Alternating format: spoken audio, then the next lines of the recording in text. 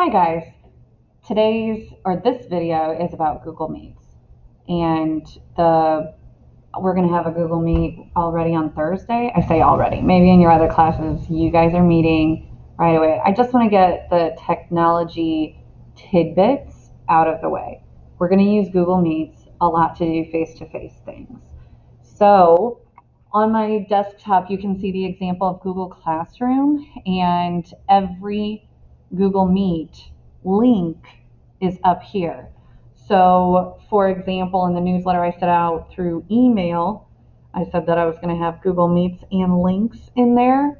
But I'm hoping to get an updated newsletter out so that way this link can also be with your parents, so we can have sort of like an open house. Anytime we have a Google Meet time, you can either click on this link, and whenever you click on it, you might have to allow the webcam or the microphone to be available. Now, if you do not want people to see your face, it is now where you should click the camera off. And if you're watching littles, or if you have background noise you don't want to be heard, you click the microphone, and then you can click join now. So just keep that in mind as like etiquette. If you don't want to be seen, or if you don't want to be heard, or both. A lot of times whenever I go into a meeting, I turn the camera off, turn the microphone off. I have the meeting running, but who knows if you have to, like, I don't know, hurry up and grab a granola bar. You just don't know what's going to happen. And then you click join now. So once I click join now, since nobody's here, it's saying, hey, add others. You'll see my face. There's a nice extension I want to talk to you about. So what I'm going to do is open up a new tab and put in Google Meet, or Grid View actually pops up. And what happens is, if we're doing an open house sort of thing in Google Meet Grid View, this is the icon I can add to Chrome. So if you're using a student or a BTHS 201 Chromebook, you can add to Chrome.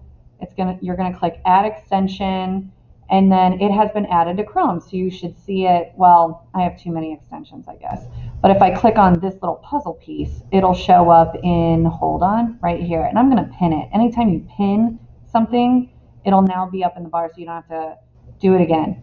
Some computers, I gotta tell you, this is the first time I ever saw the grid option immediately. So because I'm in a meet, if I click grid view, see, it says it's not running on this page, and I don't like that. That was because I was in the meeting first, and then I added the Chrome extension. So I will have to get out of the meeting. Let's try to join back in. Gonna start with microphone off, camera off, join now, click off.